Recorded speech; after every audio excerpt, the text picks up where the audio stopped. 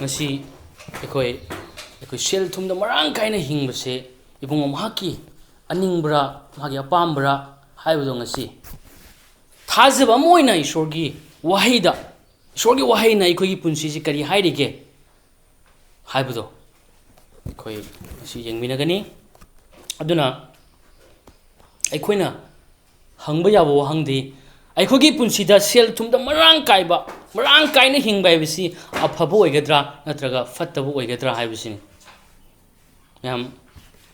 pungning changa taminasi sel thum da chaukhatpa marang kaiba haibisi ta sengaragadi masi ishorgi borni haibise ishorgi wahidigi iduna mayek sengna lei aduna chaukhatpa haibise ishordagi ni masi ishorgi borni aduna asigi matangda chamamnaba confusion oiba mayam lei masigi sel thum da chaukhatpa masi marang kaiba masi haibisi masigi onna tainabada mina kamai hai matamda laire ringai phai haibasu kangu khrale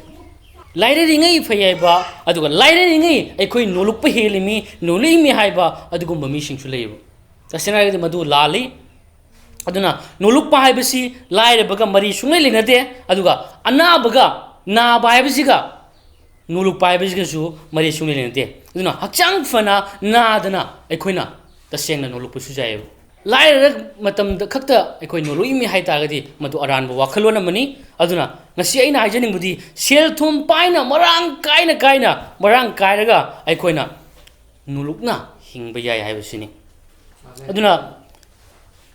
tasengna haragadi laire mi fawba aikoina jengba taragadi laire mi fawba yamna ngakchau thekpa nang do ai laire yen tawira haina yamna keno toba leitaba nateba ko aduna aina laire ringai aina ishorgi mafamda noluimi haina khanba taragadi madu lali aduna ishorna ikhogi punsida sel thumda marang kaina chaukhatna aikoina macha amana adumna hingbai se tasengna hagadi madu ishorgi aningmani madu ishorgi borni aduna ishorgi apamba pota mani habisini aduna aiko hariba masigi marang kaina chaukhatna hingbase ishorgi aningmani habisida aikoi sengbasi masida aikoi build up aikoi tausi build tausi masida aikoi sengbasi aikoigi thajaba aikoi kino sengbasi aikoina uvangani jacob ki pandub amagi pada translate sumaina hai afaba khudol khudingmak sargadagini mafam khak hongba leitaba amasung leithok labasu marum tadaba mangal khibiki mapa adudagi kumtharakpani aduna afaba khudol khudingmakse ipa ishordagini mangonda amamba amata leite aduna magi mafamde lakpasidi aikoida awa ana aikoida lairabase mangonde lakte aduna ishorgi will ishorgi aningba ishorgi apamase aikoina macha amoina chaukhatna hingbase magi apamani afaba khudingmakse mangodagini lairabase mangodagi nate chaukhatbase mangodagini ina khunbase mangodagini harauna ingthana hakchang phana leibase mangodagini haina aikoina thajana magi will ase khangaga magi apamase khangaga aikoina ibungo mangonda haijaba nijaba matamda ishona tapi hai amen na 1 John 5:14-15 da kai matamda ibungona pama matungina aikoina kari gumba nijerabadi mangna ikoibu tabi madu aikoina mahake mafamda sena thajabani aikoina nijaba khudimak tabi haiba khang maramna aikoina nijabadu bibi haiba so aikoina khang amen aduna aikoina khwaidagi khangba maruise sel thumda chaukhatpa prosperity asige marang kaibase ishorgi will ni ishorgi aningmani haibase mase khangaga aikoina haijaba matamda afaba khudol khudingmakti mathaglomdagini ipadagini haibase khangaga aikoina haijaba matamda madu ishorna tabi hai amen aduna haiba madugi bor mayam singse aikoina thajana aikoina haijaba matamdani adu thajabase aikoina kadaidagi lai haiba matamda aikoina ishorgi will ishordi afabani magi khudol khudimangse afabani mangonda fataba leite mana kedol nungda aikoida ꯑꯩꯈꯣꯏꯅ ꯂꯥꯏꯔꯅ ꯂꯩꯕꯁꯦ ꯂꯥꯏꯔꯅ ꯍꯤꯡꯕꯁꯦ ꯃꯥꯒꯤ ꯑꯄꯥꯝꯕ ꯅꯠꯇꯦ ꯂꯥꯏꯔꯔꯒ ꯅꯣꯂꯨꯛꯄ ꯍꯦꯜꯂꯤꯁꯦ ꯃꯁꯤ ꯑꯔꯥꯟꯕ ꯋꯥꯈꯜꯅꯤ ꯍꯥꯏꯕꯁꯤ ꯑꯩꯈꯣꯏꯅ ꯈꯪꯕ ꯃꯇꯝꯗ ꯑꯩꯈꯣꯏꯗ ꯊꯥꯖꯕ ꯂꯥꯛꯏ ꯃꯁꯤꯒꯤ ꯏꯁꯣꯔꯒꯤ ꯑꯅꯤꯡꯕꯁꯤ ꯈꯪꯕ ꯃꯇꯝꯗ ꯑꯗꯨꯅ ꯑꯩꯈꯣꯏꯅ ꯆꯥꯎꯈꯠꯄ ꯑꯗꯨꯒ ꯁꯦꯜ ꯊꯨꯝꯗ ꯃꯔꯥꯡ ꯀꯥꯏꯕꯁꯤ ꯇꯁꯦꯡꯅ ꯏꯁꯣꯔꯒꯤ ꯆꯥꯝꯗ ꯆꯥꯝ ꯑꯅꯤꯡꯕꯅꯤ ꯍꯥꯏꯕꯁꯤ ꯑꯩꯈꯣꯏ ꯇꯣꯉꯥꯟ ꯇꯣꯉꯥꯟꯕ ꯃꯑꯣꯡꯗ ꯑꯩꯈꯣꯏ ꯇꯣꯉꯥꯟ ꯇꯣꯉꯥꯟꯕ ꯑꯦꯡꯒꯜꯗꯒꯤ ꯑꯩꯈꯣꯏꯅ ꯅꯩꯅꯃꯤꯟꯅꯒꯅꯤ ꯆꯤꯡꯅꯕ ꯑꯃꯠꯇ ꯌꯥꯎꯗꯅ ꯑꯩꯈꯣই ꯃꯊꯪ ꯑꯩꯈꯣꯏ ꯌꯦꯡꯃꯤꯟꯅꯒꯅꯤ ꯑꯗꯨꯅ ꯑꯩꯈꯣꯏꯅ ꯈꯪꯉꯤ ꯑꯐꯕ ꯈꯨꯗꯣꯜ ꯈꯨꯗꯤꯡꯃꯛ ꯃꯊꯛꯂꯣꯝꯗꯒꯤꯅꯤ ꯍꯥꯏꯅ ꯑꯩꯈꯣꯏꯅ ꯎꯔꯦ ꯑꯗꯨꯅ ꯑꯐꯕ ꯈꯨꯗꯤꯡꯃꯛ ꯑꯐꯕ ꯈꯨꯗꯣꯜ ꯈꯨꯗꯤꯡꯃꯛ ꯃꯊꯛꯂꯣꯝꯗꯒꯤꯅꯤ ꯍꯥꯏ ꯇꯥꯔꯒꯗꯤ ꯑꯩꯈꯣꯏꯅ 1 John 1:5ꯗ ꯀꯩ ꯍꯥꯏ ꯃꯇꯝꯗ ꯑꯩꯈꯣꯏꯅ ꯏꯕꯨꯡꯉꯣ ꯃꯉꯣꯟꯗꯒꯤ ꯇꯥꯔꯕ ꯑꯃꯁꯨꯡ ꯅꯈꯣꯏꯗ ꯁꯟꯗꯣꯛꯄ ꯋꯥꯄꯥꯎ ꯑꯗꯨꯗꯤ ꯏꯁꯣꯔꯗꯤ ꯃꯉꯥꯜꯅꯤ ꯏꯕꯨꯡꯉꯣ ꯃꯉꯣꯟꯗ ꯑꯃꯝꯕ ꯈꯛ ꯂꯩꯇꯦ ꯍꯥꯏꯕꯁꯤꯅꯤ ꯏꯕꯨꯡꯉꯣ ꯃꯉꯥꯜꯗꯤ ꯃꯉꯥꯜꯅꯤ ꯃꯉꯣꯟꯗ ꯑꯃꯝꯕ ꯈꯛ ꯂꯩꯇꯦ ꯐꯠꯇꯕ ꯍꯥꯏꯕ ꯈꯨꯗꯤꯡꯃꯛꯁꯦ ꯑꯩꯈꯣꯏꯅ ꯈꯪꯃꯤꯟꯅꯕ ꯌꯥꯕꯗꯨꯗꯤ ꯑꯃꯝꯕꯗꯒꯤꯅꯤ ꯍꯥꯏꯕꯁꯤನಿ ꯐꯠꯇꯕ ꯈꯨꯗꯤꯡꯃꯛꯁꯦ ꯂꯥꯏꯔꯕ ꯑꯁꯣꯜꯕ ꯑꯅꯥꯕ ꯑꯋꯥꯠꯄꯅ ꯊꯟꯕ ꯃꯁꯤ ꯈꯨꯗꯤꯡꯃꯛꯁꯦ ꯐꯠꯇꯕꯗꯒꯤꯅꯤ ꯃꯗꯨ ꯑꯃꯝꯕꯗꯒꯤꯅꯤ ꯑꯗꯨꯕꯨ ꯏꯁꯣꯔꯒꯤ ꯋꯥꯍꯩꯅ ꯍꯥꯏꯕꯗꯤ ꯏꯁꯣꯔꯗꯤ ꯃꯉꯥꯜꯅꯤ ꯏꯕꯨꯡꯉꯣ ꯃꯉꯣꯟꯗ ꯑꯃꯝꯕ ꯈꯛ ꯂꯩꯇꯦ ꯑꯗꯨꯅ ꯑꯐꯕ ꯍꯥꯏꯕ ꯈꯨꯗꯤꯡꯃꯛꯁꯤꯡꯁꯦ ꯇꯁꯦꯡꯅ ꯏꯁꯣꯔꯗꯒꯤ ꯂꯥꯛꯏ ꯏꯆꯤꯟꯅꯥꯎꯁꯤꯡ ꯃꯔꯝꯗꯤ ꯃꯥꯗꯤ ꯃꯉꯥꯜꯅꯤ ꯃꯉꯣꯟꯗ ꯑꯃꯝꯕ ꯃꯆꯦꯠ ꯑꯃ ꯐꯥꯎꯕ ꯌꯥꯎꯗꯦ ꯑꯗꯨꯅ ꯏꯁꯣꯔꯒꯤ ꯋꯥꯍꯩꯅ ꯖꯥꯀꯣꯕ ꯑꯃꯒꯤ 3:3ꯗ ꯀꯩ ꯍꯥꯏ ꯃꯇꯝꯗ ꯑꯐꯕ ꯈꯨꯗꯣꯜ ꯈꯨꯗꯤꯡꯃꯛꯇꯤ ꯃꯊꯛꯂꯣꯝꯗꯒꯤꯅꯤ ꯍꯥꯏ ꯑꯗꯨꯒ ꯂꯥꯏꯔꯕ ꯆꯥꯅꯤꯡꯉꯥꯏ ꯂꯩꯇꯕ ꯑꯗꯨꯒꯨꯝꯂꯕ ꯑꯋꯥꯠꯄꯅ ꯊꯟꯕ ꯍꯥꯏꯔꯤꯕ ꯃꯗꯨꯒꯨꯝꯂꯕ ꯄꯨꯟꯁꯤ ꯑꯁꯤ ꯏꯁꯣꯔꯗꯒꯤ ꯁꯨꯡꯅ ꯅꯠꯇꯦ ꯏꯆꯤꯟꯅꯥꯎꯁꯤꯡ ꯂꯥꯏꯔꯕ ꯑꯋꯥꯠꯄ ꯑꯅꯥꯕ ꯁꯦꯒꯥꯏꯕ ꯁꯦꯠꯄ ꯆꯥꯅꯤꯡꯉꯥꯏ ꯂꯩꯇꯕ ꯑꯋꯥꯕꯅ ꯊꯟꯕꯁꯦ ꯏꯁꯣꯔꯗꯒꯤ ꯁꯨꯡꯅ ꯅꯠꯇꯦ ꯏꯆꯤꯟꯅꯥꯎꯁꯤꯡ ꯑꯩꯈꯣꯏꯒꯤ ꯏꯁꯣꯔꯁꯤꯗꯤ ꯑꯁꯨꯛꯀꯤ ꯃꯇꯤꯛ ꯐꯕ ꯏꯁꯣꯔꯅꯤ ꯀꯗꯥꯏ ꯌꯧꯅ ꯐꯩ ꯍꯥꯏꯕ ꯃꯇꯝꯗ ꯑꯐꯕ ꯈꯨꯗꯤꯡꯃꯛꯇꯤ ꯃꯉꯣꯟꯗꯒꯤꯅꯤ ꯃꯥꯅ ꯑꯩꯈꯣꯏꯁꯦ ꯑꯐꯕꯁꯤꯡ ꯑꯗꯨꯅ ꯊꯜꯍꯜꯂꯒ ꯍꯤꯡꯕꯁꯦ ꯃꯥꯅ ꯄꯥꯝꯃꯤ ꯃꯔꯥꯡ ꯀꯥꯏꯅ ꯆꯥꯎꯈꯠꯅ ꯍꯤꯡꯕꯁꯦ ꯃꯗꯨꯅ ꯊꯜꯂꯒ ꯍꯤꯡꯕꯁꯦ ꯄꯥꯝꯃꯤ ꯑꯗꯨꯅ ꯑꯩꯈꯣꯏꯒꯤ ꯏꯁꯣꯔꯁꯤ ꯑꯁꯨꯛꯀꯤ ꯃꯇꯤꯛ ꯐꯕ ꯕꯕꯥꯅꯤ ꯑꯗꯨꯅ ꯏꯆꯝ ꯆꯝꯕ ꯕꯕꯥ ꯈꯛꯇ ꯅꯠꯇꯅ ꯃꯥꯁꯦ ꯒꯨꯗ ꯐꯥꯗꯔ ꯍꯥꯏ ꯑꯗꯨꯅ ꯒꯨꯗ ꯐꯥꯗꯔ ꯈꯛꯇ ꯅꯠꯇꯅ ꯍꯤ ꯏꯁ ꯗ ꯄꯔꯐꯦꯛಟ್ ꯐꯥꯗꯔ ꯍꯥꯏ ꯃꯥꯗꯤ ꯃꯄꯨꯡ ꯐꯥꯕ ꯏꯄꯥꯅꯤ ꯍꯥꯏ ꯑꯗꯨꯅ ꯑꯁꯨꯛꯀꯤ ꯃꯇꯤꯛ ꯈ꯭ꯋꯥꯏꯗꯒꯤ ꯐꯕ ꯕꯕꯥꯅꯤ ꯁꯔꯒꯒꯤ ꯑꯗꯨꯅ ꯃꯥꯅ ꯑꯩꯈꯣꯏꯁꯦ ꯍꯤꯔꯝ ꯈꯨꯗꯤꯡꯃꯛꯇꯗ ꯑꯋꯥꯠꯄ ꯑꯃꯠꯇ ꯂꯩꯇꯅ ꯊꯝꯕꯁꯦ ꯃꯥꯒꯤ ꯑꯄꯥꯝꯕꯅꯤ ꯀꯅꯥꯒꯨꯝꯕ ꯃꯄꯥ ꯑꯃꯅ ꯃꯆꯥ ꯑꯃꯕꯨ ꯂꯥꯏꯔꯅ ꯁꯦꯒꯥꯏꯕ ꯁꯦꯠꯂꯒ ꯑꯋꯥꯠꯄꯅ ꯊꯜꯂꯒ ꯑꯅꯥꯕꯅ ꯊꯜꯂꯒ ꯀꯅꯥꯅꯁꯨ ꯂꯩꯍꯟꯅꯤꯡꯉꯣꯏ ꯑꯗꯨꯕꯨ ꯑꯗꯨꯒꯤ ꯃꯍꯨꯠꯇ ꯃꯆꯥꯗꯨꯗ ꯃꯥꯒꯤ ꯄꯥꯝꯖꯕ ꯈ꯭ꯋꯥꯏꯗꯒꯤ ꯕꯦꯁ ꯑꯗꯨ ꯃꯥ ꯄꯤꯒꯦꯅ ꯈꯜꯂꯦꯕ ꯑꯗꯨꯅꯤ ꯃꯗꯨꯃꯛꯅꯤ ꯁꯔꯒꯒꯤ ꯏꯄꯥꯗꯨꯅ ꯇꯧꯈ꯭ꯔꯤꯗꯣ ꯃꯥꯒꯤ ꯑꯃꯈꯛꯇ ꯉꯥꯏꯔꯕ ꯑꯅꯤ ꯁꯨꯗ꯭ꯔꯕ ꯃꯆꯥꯅꯤꯄꯥ ꯈ꯭ꯋꯥꯏꯗꯒꯤ ꯇꯥꯡꯂꯕ ꯁꯔꯒꯗ ꯈ꯭ꯋꯥꯏꯗꯒꯤ ꯇꯥꯡꯂꯕ ꯃꯆꯥꯅꯤꯄꯥꯗꯣ ꯑꯩꯈꯣꯏꯒꯤꯗꯃꯛ ꯀ꯭ꯔꯣꯁꯇ ꯄꯤꯕꯤꯈꯤ ꯏꯆꯤꯟꯅꯥꯎꯁꯤꯡ ꯑꯩꯈꯣꯏ ꯃꯤꯑꯣꯏꯕ ꯑꯩꯈꯣꯏꯒꯤ ꯄꯨꯟꯁꯤꯗꯁꯨ ꯏꯆꯥꯁꯤꯡꯗꯨꯗ ꯑꯐꯕ ꯄꯤꯅꯤꯡꯉꯤ ꯑꯐꯕ ꯈ꯭ꯋꯥꯏꯗꯒꯤ ꯕꯦꯁꯇꯨ ꯇꯧꯅꯤꯡꯉꯤ ꯐꯠꯇꯕ ꯇꯧꯅꯤꯡꯗꯦ ꯑꯗꯨꯕꯨ ꯁꯔꯒꯒꯤ ꯏꯄꯥꯅꯗꯤ John 3:16ꯗ ꯃꯥꯒꯤ ꯑꯃꯈꯛꯇ ꯉꯥꯏꯔꯕ ꯃꯆꯥꯅꯤꯄꯥꯗꯣ ꯑꯩꯈꯣꯏꯒꯤꯗꯃꯛꯇ ꯄꯤꯕꯤꯈꯤ ꯏꯆꯤꯟꯅꯥꯎꯁꯤꯡ ꯑꯗꯨꯅ ꯃꯆꯥ ꯑꯗꯨ ꯑꯩꯈꯣꯏꯒꯤ ꯈꯨꯗꯣꯜꯅꯤ ꯏꯆꯤꯟꯅꯥꯎꯁꯤꯡ ꯉꯁꯤ ꯖꯤꯁꯨꯁꯦ ꯑꯩꯈꯣꯏꯒꯤꯗꯃꯛ ꯄꯤꯕꯤꯔꯕꯅꯤ ꯃꯆꯥꯅꯤꯄꯥ ꯑꯗꯨꯒ ꯌꯥꯎꯅ ꯄꯣꯠ ꯈꯨꯗꯤꯡꯃꯛ ꯅꯈꯣꯏꯗ ꯀꯔꯝꯅ ꯂꯦꯝꯅ ꯄꯤꯔꯣꯏꯗꯒꯦ ꯍꯥꯏ ꯑꯥꯃꯦꯟ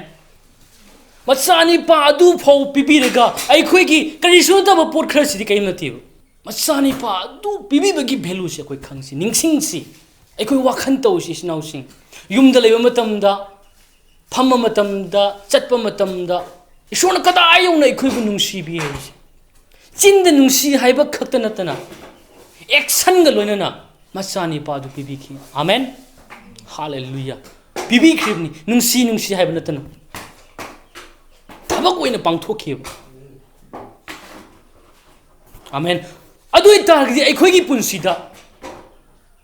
ꯑꯁꯨꯛꯀꯤ ꯃꯇꯤꯛ ꯃꯃꯜ ꯌꯥꯝꯂꯕ ꯃꯆꯥꯅꯤꯄꯥꯗꯨ ꯄꯤꯕꯤꯕ ꯇꯥꯔꯒꯗꯤ ꯑꯩꯈꯣꯏꯒꯤ ꯄꯨꯟꯁꯤꯗ ꯀꯩꯁꯨ ꯅꯠꯇꯕ ꯇꯥꯏꯕꯪꯒꯤ ꯄꯣꯠ ꯆꯩ ꯈꯔꯁꯤꯒꯤꯗꯃꯛ ꯑꯩꯈꯣꯏꯅ ꯀꯔꯤꯒꯤ ꯂꯥꯡꯇꯛꯅꯔꯤꯅꯣ ꯑꯩꯈꯣꯏꯒꯤꯗꯃꯛ ꯖꯤꯁꯨ ꯄꯤꯕꯤꯔꯕꯃꯛꯇꯗ ꯑꯥꯃꯦꯟ ꯑꯩꯈꯣꯏꯒꯤꯗꯃꯛꯇ ꯉꯁꯤ ꯖꯤꯁꯨ ꯈ꯭ꯔꯤꯁꯇ ꯂꯩꯔꯤ ꯏꯆꯤꯟꯅꯥꯎꯁꯤꯡ ꯃꯥꯒꯤ ꯃꯉꯣꯟꯗꯒꯤ ꯂꯟ ꯊꯨꯝ ꯆꯥꯎꯈꯠꯄ ꯏꯅꯥ ꯈꯨꯟꯕ ꯍꯥꯏꯁꯦ ꯏꯕꯨꯡꯉꯣ ꯃꯥꯒꯤ ꯃꯐꯝꯗꯒꯤ ꯂꯥꯛꯑꯦ ꯑꯥꯃꯦꯟ ꯃꯗꯨꯒꯤ ꯍꯧꯔꯛꯐꯝ ꯑꯣꯏꯔꯤꯕ ꯃꯄꯨ ꯑꯗꯣ ꯑꯩꯈꯣꯏꯒꯤ ꯑꯣꯏꯕ ꯃꯇꯝꯗ ꯑꯩꯈꯣꯏ ꯀꯔꯤꯒꯤ ꯂꯥꯡꯇꯛꯅꯗꯣꯏꯅꯣ ꯏꯆꯤꯟꯅꯥꯎꯁꯤꯡ ꯑꯥꯃꯦꯟ ꯑꯁꯨꯛꯀꯤ ꯃꯇꯤꯛ ꯐꯕ ꯏꯄꯥꯅꯤ ꯑꯩꯈꯣꯏ ꯂꯥꯡꯇꯛꯅꯤꯡꯉꯥꯏ ꯃꯔꯝ ꯂꯩꯇꯦ ꯑꯩꯈꯣꯏꯅ ꯃꯦꯊ꯭ꯌꯨ 7:11ꯗꯁꯨ ꯎꯕ ꯐꯪꯉꯤ ꯃꯦꯊ꯭ꯌꯨ 7:11 ꯀꯩ ꯃꯇꯝꯗ ꯃꯔꯝ ꯑꯗꯨꯅ ꯅꯈꯣꯏꯅ ꯐꯠꯇꯕ ꯑꯣꯏꯔꯒꯁꯨ ꯅꯆꯥꯁꯤꯡꯗ ꯑꯐꯕ ꯄꯣꯠ ꯄꯤꯒꯅꯤ ꯍꯥꯏꯕ ꯈꯪꯂꯕꯗꯤ ꯅꯈꯣꯏꯒꯤ ꯁꯔꯒꯒꯤ ꯅꯄꯥꯅ ꯅꯤꯖꯕ ꯃꯈꯣꯏꯗ ꯀꯌꯥꯃꯨꯛ ꯍꯦꯟꯅ ꯑꯐꯕ ꯄꯣꯠ ꯄꯤꯕꯤꯒꯕ ꯍꯥꯏ 아멘. ꯑꯗꯨꯅ ꯇꯥꯏꯕꯪꯄꯥꯟꯗ ꯂꯩꯔꯤꯕ ꯃꯄꯨꯡ ꯐꯥꯗꯕ ꯃꯃꯥ ꯃꯄꯥ ꯑꯣꯏꯕꯁꯤꯡꯅ ꯃꯆꯥꯁꯤꯡꯗ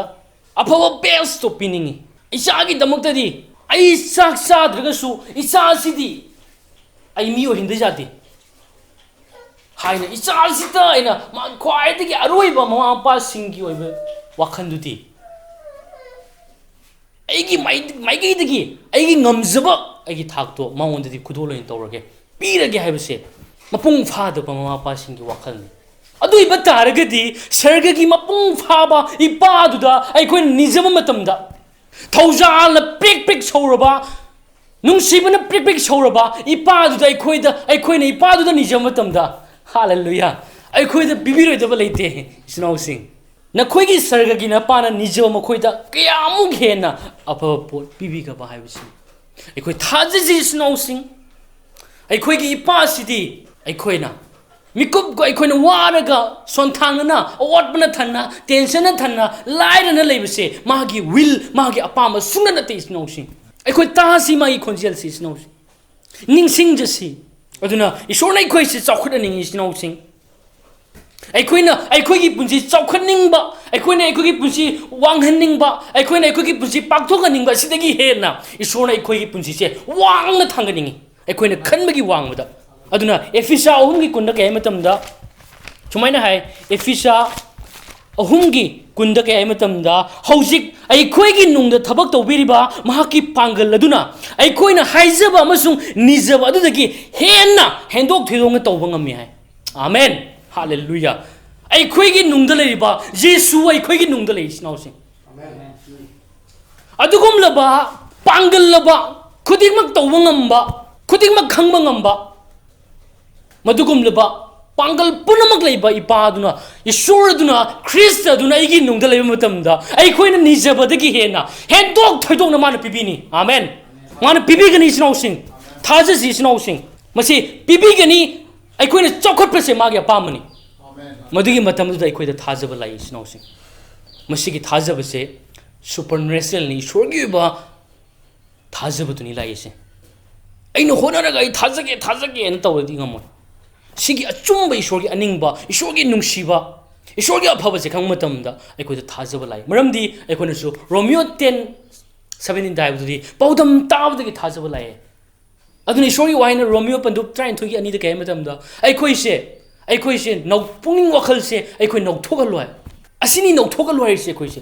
ꯔꯤꯅ꯭ꯌꯨꯋꯤꯡ ꯑꯣꯐ ꯃꯥꯏꯟ ꯇꯧꯕ ꯍꯥꯏꯁꯦ ꯔꯤꯅ꯭ꯌꯨ ꯇꯧꯕ ꯍꯥꯏꯁꯦ ꯀꯩ ꯃꯇꯝꯗ ꯑꯩꯈꯣꯏ ꯁꯣꯡ ꯑꯣꯟꯊꯣꯛ ꯑꯩꯈꯣꯏ ꯄꯨꯛꯅꯤꯡ ꯋꯥꯈꯜꯁꯦ ꯅꯧꯊꯣꯛꯍꯜꯂꯣ ꯍꯥꯏꯕꯁꯦ ꯑꯩꯈꯣꯏꯁꯦ ꯃꯗꯨꯒꯨꯝꯂꯕ ꯏꯁꯣꯔꯅ ꯑꯁꯨꯛꯀꯤ ꯃꯇꯤꯛ ꯅꯨꯡꯁꯤꯕꯤꯔꯕ ꯃꯗꯨꯒꯨꯝꯂꯕ ꯏꯁꯣꯔꯅ ꯃꯇꯝ ꯆꯨꯞꯄꯗ ꯆꯥꯎꯈꯠꯍꯟꯅꯤꯡꯕ ꯄꯥꯝꯕ ꯏꯁꯣꯔꯅ ꯕꯣꯔ ꯄꯤꯕꯤꯔꯒꯦꯅ ꯉꯥꯏꯅ ꯂꯩꯕ ꯑꯩꯈꯣꯏꯅ ꯈꯜꯂꯤꯁꯤꯗꯒꯤ ꯍꯦꯟꯅ ꯋꯥꯡꯅ ꯊꯥꯡꯒꯠꯂꯒꯦꯅ ꯂꯩꯕ ꯋꯥꯡꯅ ꯊꯥꯡꯒꯠꯄꯤꯔꯒꯦ ꯍꯥꯏꯅ ꯏꯕꯨꯡꯉꯣ ꯃꯍꯥꯛꯅ ꯈꯜꯂꯤꯕ ꯃꯗꯨꯒꯨꯝꯂꯕ ꯏꯁꯣꯔꯅꯤ ꯃꯗꯨꯒꯨꯝꯂꯕ ꯏꯄꯥꯅꯤ ꯑꯗꯨꯅ ꯃꯁꯤꯒꯤ ꯍꯥꯏꯔꯤꯕ ꯏꯁꯣꯔꯒꯤ ꯋꯤꯜ ꯏꯁꯣꯔꯒꯤ ꯑꯅꯤꯡꯕ ꯃꯁꯤ ꯑꯩꯈꯣꯏꯅ ꯇꯥꯔꯒ ꯏꯁꯣꯔꯒꯤ ꯑꯅꯤꯡꯕꯁꯤ ꯇꯥꯔꯒ ꯏꯁꯣꯔꯒꯤ ꯋꯥꯍꯩꯁꯦ ꯇꯥꯔꯒ ꯑꯩꯈꯣꯏꯅ ꯉꯁꯤ ꯊꯥꯖꯕꯁꯤꯡ 이ꯆꯤꯟꯅꯥꯎꯁꯤꯡ ꯄꯨꯜꯂꯒ ꯃꯁꯤ ꯏꯁꯣꯔꯒꯤ ꯋꯥꯍꯩ ꯁ꯭ꯇ꯭ꯔꯣꯡ ꯑꯣꯏꯅ ꯑꯩꯈꯣꯏꯅ ꯏꯁꯣꯔꯅ ꯄꯤꯅꯤꯡꯉꯤꯕ ꯕꯣꯔꯗꯣ ꯑꯩꯈꯣꯏꯒꯤ ꯄꯨꯟꯁꯤꯗ ꯇꯁꯦꯡꯅ ꯃꯥꯅ ꯍꯥꯏꯔꯤꯕ ꯋꯥꯍꯩꯁꯤꯃꯛ ꯑꯩꯈꯣꯏꯒꯤ ꯄꯨꯟꯁꯤꯗ ꯎꯒꯅꯦꯕ 아멘 ꯑꯗꯨꯅ 이ꯆꯤꯟꯅꯥꯎꯁꯤꯡ ꯑꯩꯈꯣꯏ ꯏꯆꯝ ꯆꯝꯕ ꯃꯤꯁꯛ ꯁꯨꯡꯅ ꯅꯠꯇꯦ ꯏꯁꯣꯔꯅ ꯈꯟꯗꯣꯛꯄꯤꯈ꯭ꯔꯕ ꯃꯤꯁꯤꯡꯅꯤ ꯑꯩꯈꯣꯏ ꯈꯟꯁꯤ ꯑꯩꯈꯣꯏꯅ ꯂꯩꯕ ꯃꯇꯝꯗ ꯆꯥꯎꯕ ꯃꯇꯝꯗ ꯆꯠꯄ ꯃꯇꯝꯗ ꯑꯩꯈꯣꯏ ꯈꯟꯁꯤ ꯑꯩꯁꯤ ꯏꯆꯝ ꯆꯝꯕ ꯃꯤ ꯅꯠꯇꯦꯀꯣ ꯍꯥꯏꯅ ꯑꯩꯁꯤ ꯙꯔꯃ ꯆꯦꯟꯕ ꯃꯤꯅꯤ ꯑꯩꯁꯤ ꯏꯁꯣꯔꯒꯤ ꯃꯆꯥꯅꯤ ꯑꯩ ꯖꯤꯁꯨꯒꯤ ꯃꯍꯨꯠ ꯁꯤꯜꯂꯒ ꯂꯩꯔꯤꯕꯅꯤ ꯑꯩ ꯇꯥꯏꯕꯪ ꯄꯥꯟꯕ ꯉꯝꯂꯕ ꯃꯤꯁꯛ ꯑꯃꯅꯤ ꯑꯩ ꯏꯅꯥꯛ ꯈꯨꯜꯂꯕ ꯃꯤꯁꯛ ꯑꯃꯅꯤ ꯑꯩ ꯃꯤꯁꯤꯡꯁꯤ ꯃꯥꯅ ꯄꯩꯁꯥ ꯄꯥꯏꯔꯝꯕ ꯌꯥꯏ ꯃꯥꯅ ꯐꯖꯕ ꯑꯩꯉꯣꯟꯗꯒꯤ ꯍꯦꯟꯅ ꯁꯦꯠꯂꯝꯕ ꯌꯥꯏ ꯃꯥꯅ ꯑꯩꯉꯣꯟꯗꯒꯤ ꯍꯦꯟꯅ ꯑꯍꯥꯎꯕ ꯆꯥꯔꯝꯕ ꯌꯥꯏ ꯑꯗꯨꯕꯨ ꯑꯩꯗꯤ ꯏꯆꯝ ꯆꯝꯕ ꯃꯤ ꯅꯠꯇꯦ ꯑꯩꯗꯤ ꯏꯁꯣꯔꯒꯤ ꯃꯤꯅꯤ ꯍꯥꯏꯕꯁꯦ ꯃꯁꯤ ꯑꯩꯈꯣꯏ ꯊꯥꯖꯁꯤ ꯃꯁꯤ ꯑꯩꯈꯣꯏ ꯅꯤꯡꯁꯤꯡꯖꯁꯤ ꯑꯩꯈꯣꯏꯒꯤ ꯃꯔꯝꯗꯤ ꯑꯩꯈꯣꯏ ꯃꯁꯤꯗ ꯑꯩꯈꯣꯏ ꯊꯧꯅꯥ ꯐꯅ ꯂꯦꯞꯇꯣꯔꯤꯁꯤ ꯀꯔꯤꯒꯤꯅꯣ ꯈꯟꯗꯣꯔꯤꯁꯤ ꯀꯔꯤꯒꯤꯅꯣ ꯍꯥꯏꯕ ꯃꯇꯝꯗ ꯑꯩꯒꯤ ꯅꯨꯡꯗ ꯖꯤꯁꯨ ꯌꯥꯎꯔꯤ ꯏꯆꯤꯟꯅꯥꯎꯁꯤꯡ ꯈ꯭ꯔꯤꯁꯇ ꯑꯗꯨ ꯑꯩꯒꯤ ꯅꯨꯡꯗ ꯂꯩ 아멘 ꯑꯩꯈꯣꯏꯒꯤ ꯅꯨꯡꯗ ꯈ꯭ꯔꯤꯁꯇꯁꯦ ꯂꯩꯇꯕ ꯇꯥꯔꯒꯗꯤ ꯂꯩꯇꯦ ꯍꯥꯏꯕꯁꯤ ꯑꯩꯈꯣꯏ ꯆꯥꯡ ꯌꯦꯡꯖꯁꯤ ꯏꯆꯤꯟꯅꯥꯎꯁꯤꯡ ꯈ꯭ꯔꯤꯁꯇꯅ ꯑꯩꯒꯤ ꯅꯨꯡꯗ ꯂꯩꯔꯤꯕ꯭ꯔꯥ ꯍꯥꯏꯕꯁꯤ ꯆꯥꯡ ꯌꯦꯡꯁꯤ ꯈ꯭ꯔꯤꯁꯇꯅ ꯑꯩꯈꯣꯏꯒꯤ ꯅꯨꯡꯗ ꯂꯩꯇꯕ ꯇꯥꯔꯒꯗꯤ ꯑꯩꯈꯣꯏ ꯏꯁꯣꯔꯗꯒꯤ ꯅꯠꯇꯦ ꯏꯆꯤꯟꯅꯥꯎꯁꯤꯡ ꯑꯩꯈꯣꯏ ꯈ꯭ꯔꯤꯁꯇꯅ ꯑꯩꯈꯣꯏꯒꯤ ꯅꯨꯡꯗ ꯂꯩꯕ ꯇꯥꯔꯒꯗꯤ ꯑꯩꯈꯣꯏ ꯃꯗꯨꯒꯤ ꯋꯥꯍꯩꯗꯨ ꯍꯥꯏꯒꯅꯤ ꯑꯩ ꯙꯔꯃ ꯆꯦꯟꯕ ꯑꯃꯅꯤ ꯍꯥꯏꯒꯅꯤ ꯑꯩ ꯃꯗꯨꯒꯨꯝꯂꯕ ꯏꯆꯪ ꯊꯧꯔꯕ ꯏꯁꯣꯔꯒꯤ ꯊꯥꯎ ꯅꯣꯏꯕꯤꯔꯕ ꯃꯇꯤꯛꯅ ꯊꯜꯂꯕ ꯃꯤꯁꯛ ꯑꯃꯅꯤ ꯍꯥꯏꯒꯅꯤ ꯑꯩ ꯃꯤ ꯑꯇꯩꯒ ꯇꯤꯟꯅꯕ ꯃꯇꯝꯗꯁꯨ ꯑꯩꯗꯤ ꯏꯆꯝ ꯆꯝꯕ ꯃꯤ ꯅꯠꯇꯦꯀꯣ ꯍꯥꯏꯕꯁꯦ ꯃꯥꯅ ꯁꯣꯏꯗꯅ ꯈꯟꯒꯅꯤ ꯃꯥꯒꯤ ꯅꯨꯡꯗ ꯈ꯭ꯔꯤꯁꯇ ꯌꯥꯎꯔꯤ ꯍꯥꯏꯕꯁꯦ ꯃꯥꯅ ꯊꯥꯖꯕ ꯇꯥꯔꯒꯗꯤ 아멘 ꯑꯗꯨꯅ ꯑꯩꯈꯣꯏꯒꯤ ꯅꯨꯡꯗ ꯈ꯭ꯔꯤꯁꯇ ꯌꯥꯎꯔꯤ ꯏꯆꯤꯟꯅꯥꯎꯁꯤꯡ ꯃꯔꯝꯗꯤ ꯑꯗꯨ ꯌꯥꯎꯕꯒꯤ ꯃꯔꯝꯅ ꯑꯩꯈꯣꯏ ꯍꯤꯔꯝ ꯈꯨꯗꯤꯡꯃꯛꯇ ꯃꯥꯏ ꯄꯥꯛꯂꯕ ꯃꯤꯁꯤꯡꯅꯤ ꯑꯗꯨꯅ ꯏꯁꯣꯔꯅ ꯍꯥꯏꯕꯗꯣ ꯑꯩꯈꯣꯏꯒꯤ ꯅꯨꯡꯗ ꯊꯕꯛ ꯇꯧꯕꯤꯔꯤꯕ ꯃꯍꯥꯛꯀꯤ ꯄꯥꯡꯒꯜ ꯑꯗꯨꯅ ꯑꯩꯈꯣꯏꯅ ꯍꯥꯏꯖꯕ ꯑꯃꯁꯨꯡ ꯅꯤꯖꯕ ꯑꯗꯨꯗꯒꯤ ꯍꯦꯟꯅ ꯇꯧꯕ ꯉꯝꯃꯦ 아멘 ꯑꯁꯨꯛꯀꯤ ꯃꯇꯤꯛ ꯑꯗꯨꯒꯨꯝꯂꯕ ꯌꯤꯁꯨꯕꯨ ꯑꯁꯤꯕꯗꯒꯤ ꯍꯤꯡꯒꯠꯍꯟꯈꯤꯕ ꯃꯗꯨꯒꯨꯝꯂꯕ ꯈ꯭ꯔꯤꯁꯇ ꯃꯗꯨꯒꯨꯝꯂꯕ ꯏꯁꯣꯔ ꯑꯗꯣ ꯑꯩꯈꯣꯏꯒꯤ ꯅꯨꯡꯗ ꯂꯩꯔꯤ ꯑꯗꯨꯅ ꯑꯩꯈꯣꯏꯅ ꯉꯁꯤ ꯃꯁꯤꯒꯤ ꯑꯥꯏꯗꯦꯟꯇꯤꯇꯤꯁꯦ ꯑꯩꯈꯣꯏꯅ ꯈꯪꯅ ꯏꯁꯣꯔꯒꯤ ꯋꯤꯜꯁꯦ ꯑꯩꯈꯣꯏꯅ ꯈꯪꯅ ꯊꯥꯖꯅ ꯑꯣ ꯄ꯭ꯔꯚꯨ ꯅꯍꯥꯛꯅ ꯑꯩꯁꯦ ꯆꯥꯎꯈꯠꯅ ꯍꯤꯡꯕꯁꯦ ꯅꯍꯥꯛꯀꯤ ꯑꯄꯥꯝꯕꯅꯤ ꯅꯍꯥꯛꯀꯤ ꯑꯄꯥꯝꯕ ꯑꯣꯏꯔꯝꯂꯦ ꯄ꯭ꯔꯚꯨ ꯑꯩ ꯊꯥꯖꯩ ꯄ꯭ꯔꯚꯨ ꯅꯍꯥꯛꯅ ꯑꯩꯕꯨ ꯆꯥꯎꯈꯠꯍꯟꯅꯤꯡꯉꯦ ꯍꯥꯏꯕꯁꯦ ꯄ꯭ꯔꯚꯨ ꯅꯍꯥꯛꯀꯤ ꯑꯅꯤꯡꯕꯃꯛꯅꯤ ꯑꯩꯒꯤ ꯄꯨꯟꯁꯤꯗ ꯂꯥꯛꯏꯕ ꯂꯥꯏꯔꯕ ꯑꯁꯣꯟꯕ ꯑꯋꯥꯠꯄ ꯇꯦꯟꯁꯟ ꯈꯨꯗꯤꯡꯃꯛꯁꯦ ꯄ꯭ꯔꯚꯨ ꯁꯤ ꯅꯍꯥꯛꯀꯤ ꯑꯅꯤꯡꯕ ꯁꯨꯡꯅꯠ ꯅꯠꯇꯦ तसेंना हाइदि अखोइसे ईश्वरना कदाइ यौना थौजान बिरबा मिसंग हाइ मतमदा अखोइना हिंगलिबसे तसेंना हाइगदि बोर फंगनबगी दमकता खक्ता नते अखोइना मरम ओइरगा मीसिंगना बोर फंगबा यारबा पुंसिने अखोइसे अइना मरम ओइरगा अइगी मनुंग अइगी लैकाइना बोर फंगनबा अइगी मरम पांगना बोर फंगबा यारबा मदुगुमलबा इचम चंबा मी नतेबा अखोइसे आमेन अब्राहम की पुंसिदा अखोइना जेंगसी ईश्वर अब्राहम से कई मतमदा माना बोर पिबीरिबसे नोगी इमुंग मनुंग चौखलु नोगी नुपी अंगांग दु खके चौखना अवार पा लेतना हिंगु हाइना बोर पिबे नते मदुदगी हेंदोक थोइदोंना नंगी पुंसि सिना मरम ओइरगा मी खुदिंगमंगना जात खुदिंगमंगना बोर फंगबा यारनबा नांग नाइबु खंदोकलबने आइना नंगबु खंदोकलबने हाइबसिनेबु आमेन ईश्वर नै खोइबु Abraham गुमना ngasi abraham gi bor adu phangba yaraba christ gi mapan gi madugum laba bor adu ngasi ekoi phangjarabani amen madugi promise adu ekoi na phangabani amen ai gi maram oiraga aina maram oiraga nahak na maram oiraga ekoi na maram oiraga laikai asida imung manung asida samaj asida bor gi masak oinabagi dama ishon ekoi bu khandokrabani isnausu amen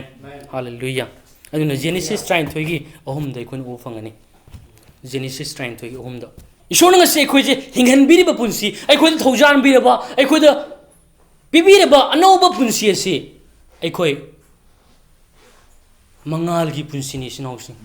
अदुना अखोयगी इमुंग मनुंग खक्त नतना हेंदोक थोइदोंगना अखोयद लेरिबा अकोयबद लेरिबा me खुदिंगमंगना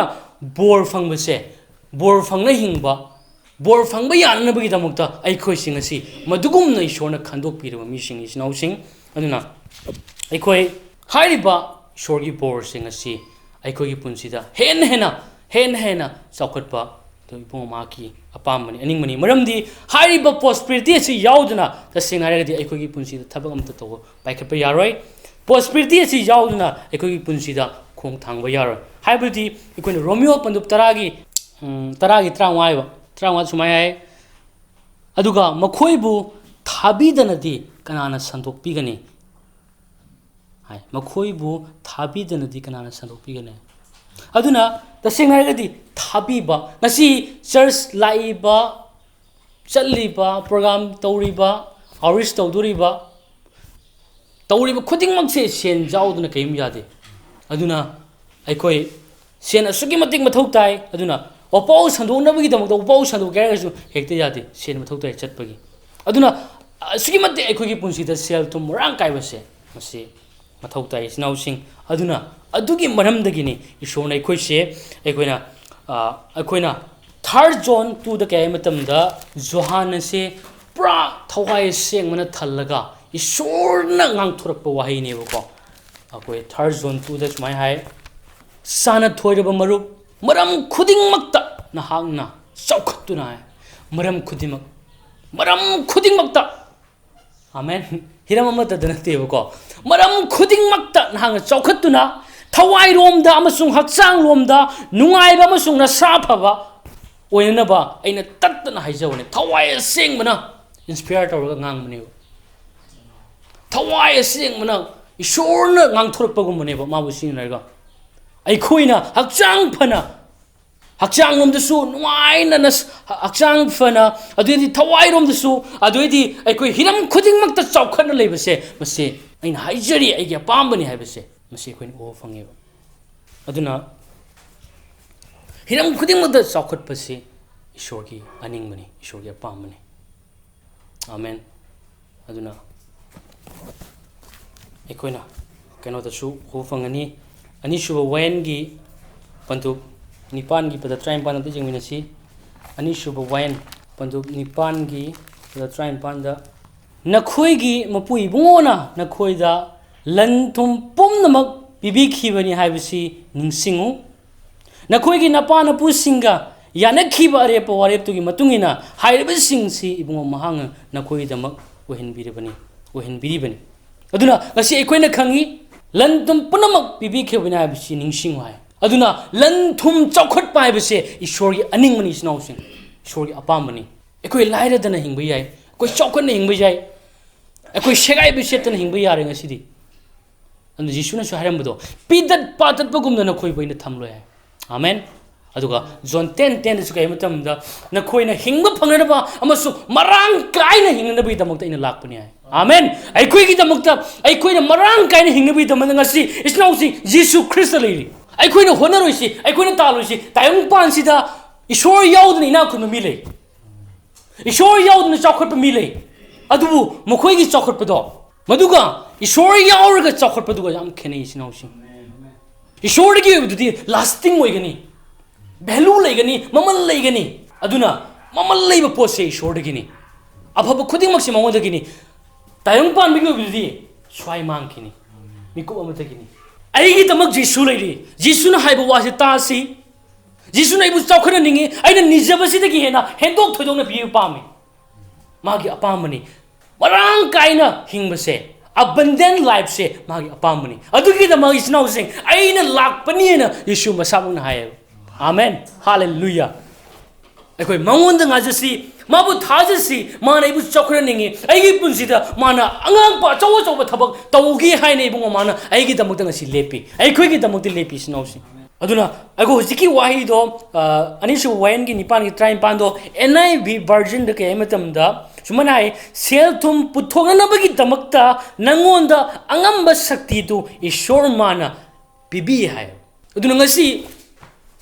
aikhoida leiba gyan si ishor gi yujik lai ishor gi losing ne khoida leiba si aikhoida leiba pangal aikhoida leiba shakti aikhoida leiba punamak sing asi ishor gi oikrabni anobu khusem ni ngasi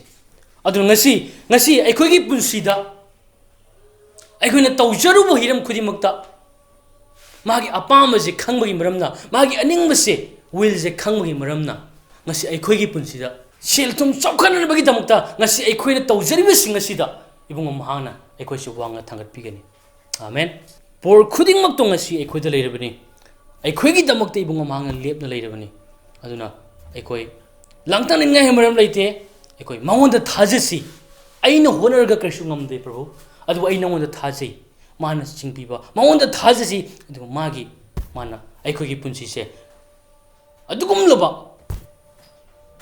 aikhoina khallisidi wangbada mana aikoi thangat pigani amen masi ishorgi aningba magni isinausi aduna aikhoina khangi akoi Abraham gi matang so aikhoina khangi ma gonda por pibase magi mung manung nupi ngang gi khaktan natna jat punamakna bor fango yana be tongta maju khandok peki adugi mathakta Abraham gi imum manung jengsi Genesis kuntaruki 33 nu jingminasi Genesis kuntaru ki 33 du kai matamda lamduda Isakna lawuki ishona mabu bor pibiduna sahiduda chama khujing oina loki matang asum hengalaktuna mahang yamna ina khunba mi oirakhi hai isnau sing basde koina uphang base ishorna ba mabu bor pibiduna hai isnau sing ishorna bor pibidagadi chawkhat pasung ngamo isnau sing aduna aikhoi gi punsi se ngasi isor na khoi da bor pibire bani sel thum chokhat pa ababa khudol khuding makti ngasi mathak lom dagini snow sing amen aduna matang matang hengalak tuna chokhalak tuna adum no namagi chokhat pa last di mas ina khunba madu awat pa leitaba mi oi khiyai oira khiyai snow sing madugum laba misak sing adu ngasi aikhoi oirabani amen laira ba ngasi aikhoi gi nate aikhoi ina khunba misak amani maramdi jisuna cross ta aikhoi gi tamak laira boira ki aikhoi na ina khunba oira namagi tamakta amen aikhoi na second Corinthians aikhoi 8 ki 9 da aikhoi na ufangani aduna aikhoi Abraham ki punsi aikhoi na khangi Abraham ki mung manung da leiba manai si jengsi manai kya lagi Abraham ki manung da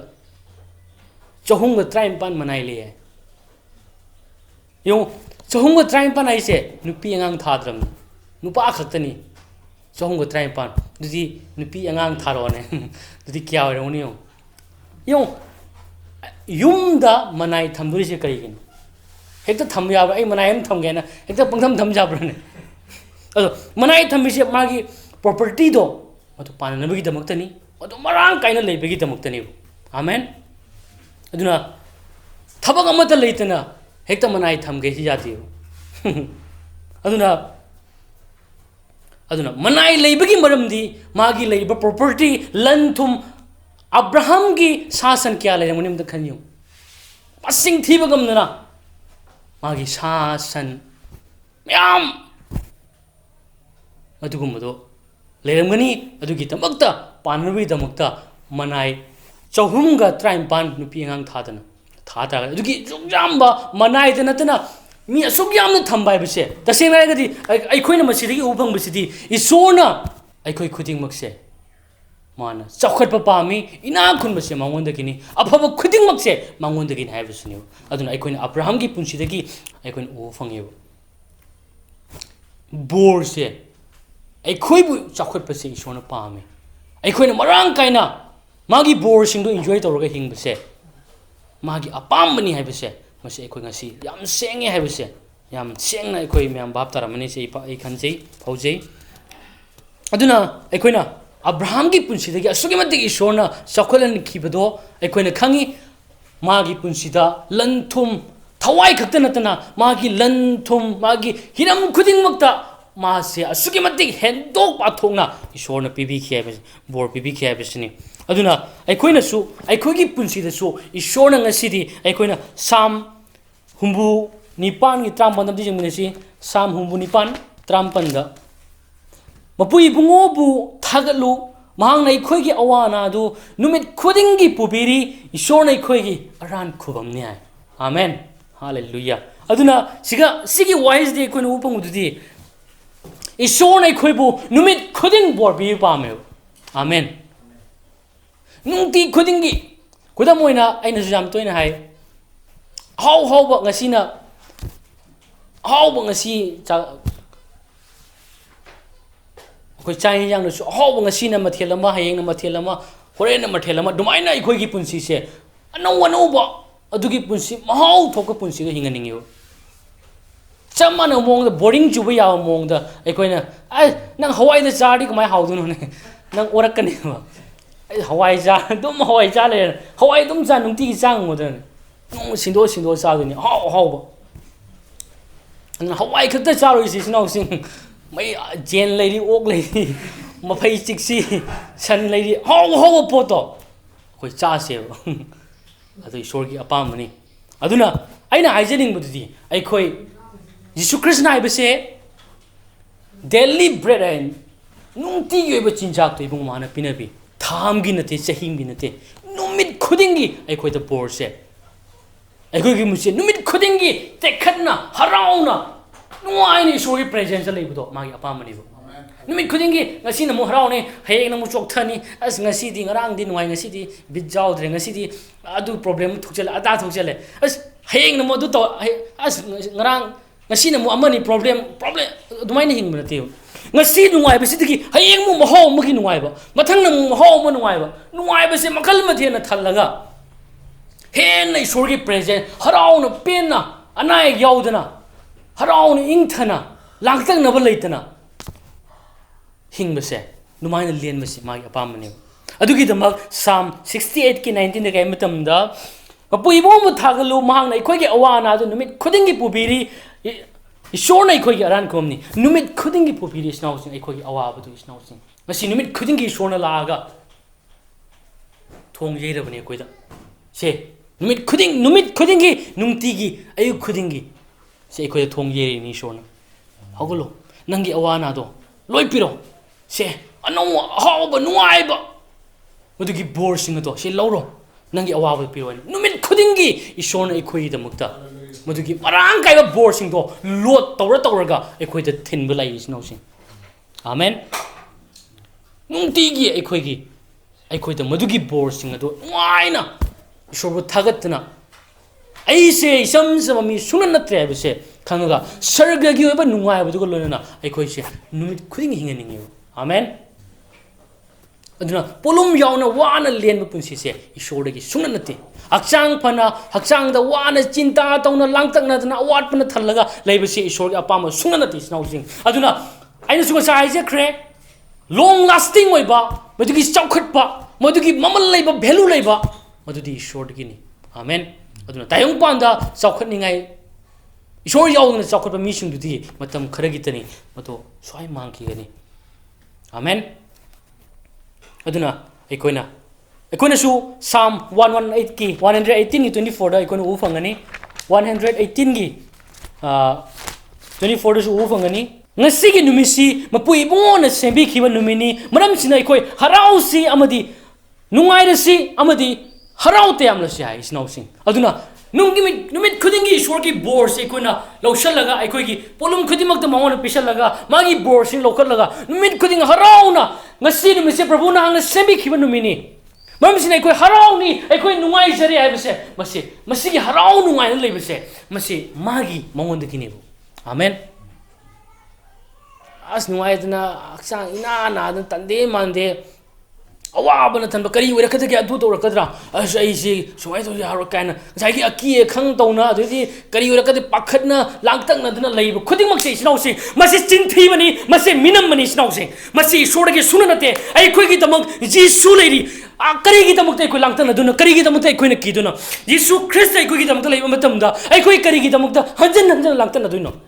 ibungo mangnai ri ai go da lang silo polum khudi mak to ai lo thok pi gani hai ko probab du soi ko u fangani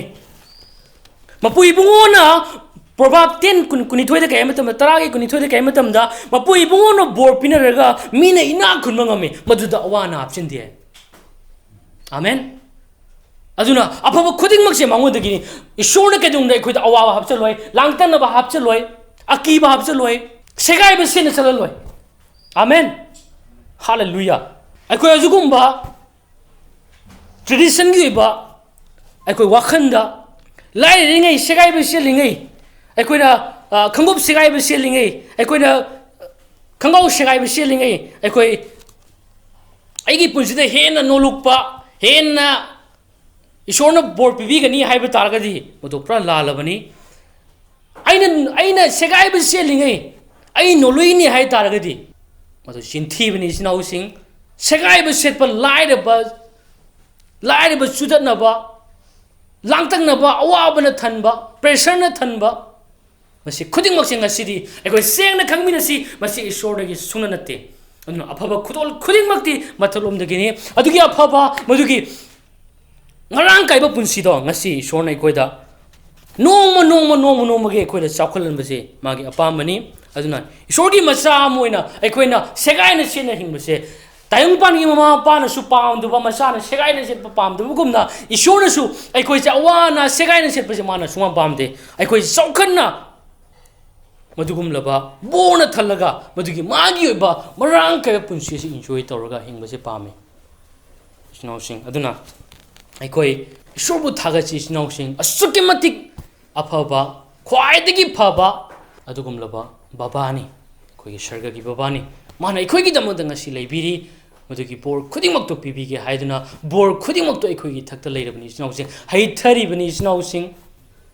ꯑꯩꯈꯣꯏ ꯊꯥꯖꯁꯤ ꯃꯥꯅ ꯑꯩꯈꯣꯏꯒꯤꯗꯃꯛꯇ ꯂꯦꯞꯄꯤꯔꯤ ꯑꯩꯈꯣꯏꯒꯤ ꯅꯨꯡꯗ ꯂꯩꯕꯤꯔꯤ ꯑꯩꯈꯣꯏꯒꯤ ꯅꯨꯡꯗ ꯃꯥꯅ ꯂꯩꯕ ꯃꯇꯝꯗꯗꯤ ꯑꯩꯈꯣꯏꯅ ꯈꯜꯂꯤꯕ ꯅꯤꯖꯔꯤꯕꯁꯤꯗꯒꯤ ꯍꯦꯟꯗꯣꯛ ꯊꯣꯏꯗꯣꯛꯅ ꯏꯕꯨꯡꯉꯣ ꯃꯍꯥꯛꯅ ꯄꯤꯕꯤꯕ ꯉꯝꯃꯤ ꯑꯃꯦꯟ ꯑꯗꯨꯅ ꯃꯉꯣꯟꯗ ꯊꯥꯖꯁꯤ ꯑꯗꯨꯅ ꯃꯉꯣꯟꯗꯒꯤ ꯑꯣꯏꯕ ꯕꯣꯔꯁꯤꯡꯗꯨꯅ